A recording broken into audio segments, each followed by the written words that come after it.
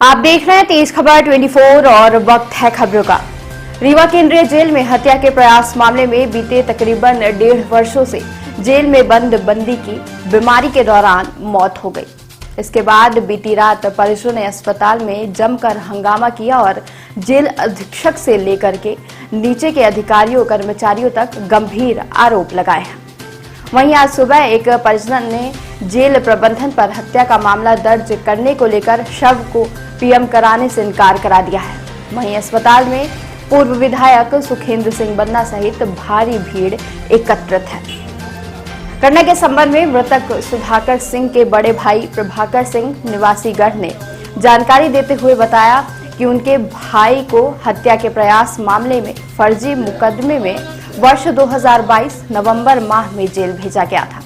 इसके बाद से उनके भाई जेल में ही थे। इस दौरान उनकी कई बार तबीयत खराब हुई। उनके उपचार को लेकर उन्होंने पुलिस के आला अधिकारियों से लेकर जेल अधीक्षक तक से गुहार लगाई, लेकिन किसी ने कुछ नहीं सुना। मृतक के भाई का आरोप है कि पुलिस लाइन की आरआई मैडम के पास भी वह गए थे, लेकिन उन्होंने भी सिस्टम से आने की बात कही थी। उनका सीधा आरोप है कि महिला अधिकारी द्वारा भी सभी सिस्टम को फॉलो करने के निर्देश दिए थे। अब आप खुद ही समझ सकते हैं कि यह सिस्टम क्या कहलाता है। मृतक के भाई प्रभाकर सिंह ने कहा कि वह हर माह 5,000 रुपए जेल में अपने भाई की सुरक्षा के लिए शुल्क जमा करते थे। इसके अलावा खाने पीने की जो सामग्री जाती थी उसका भी पैसा लगता था।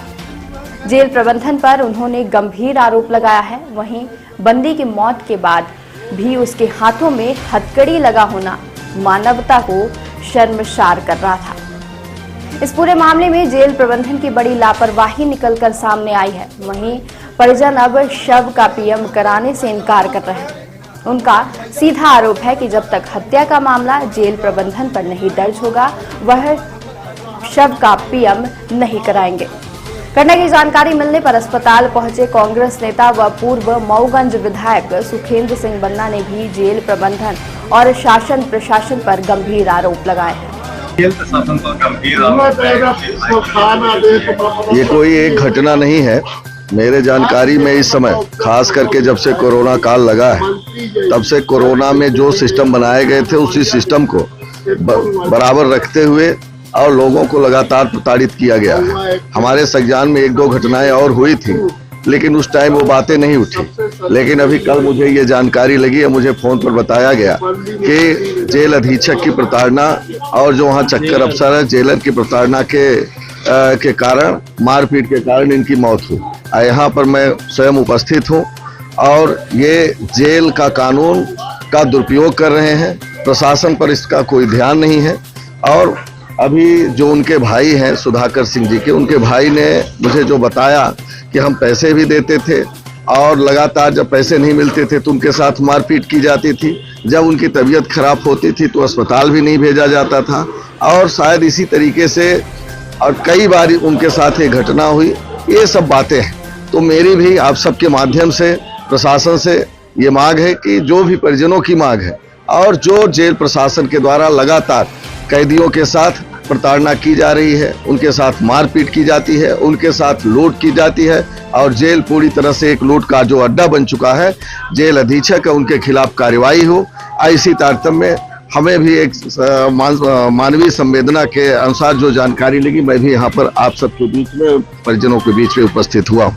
इनके मुंह से ब्लड आ गया था। ऐसे यहाँ पे जो लाया गया हॉस्पिटल में मृत डेथ लेके आए हैं। और वहाँ पर जो जेल अधीक्षक हैं ये सतीश उपाध्याय जी, ये और इनके साथ में संजीव वो क्या नाम है जेलर, अरे नाम भूल रहा है उनका।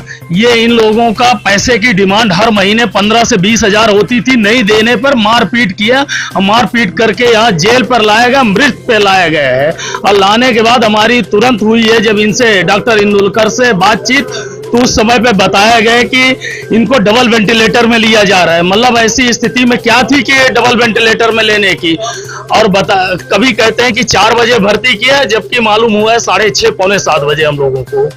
उसके बाद आए वेंटिलेटर में, परिजन को किसी को नहीं मिलने दिया। मुंह से ब्लड, लेटरिंग वगैरह छूट चुकी थी। हम लोग यही चाहते हैं, जेल अधीक्षक, जेलर, जो भी इनके प्रशासन, इनके ऊपर FIR हो, दंडात्मक कार्रवाई हो। अभय राज सिंह चाचा हैं छोटे।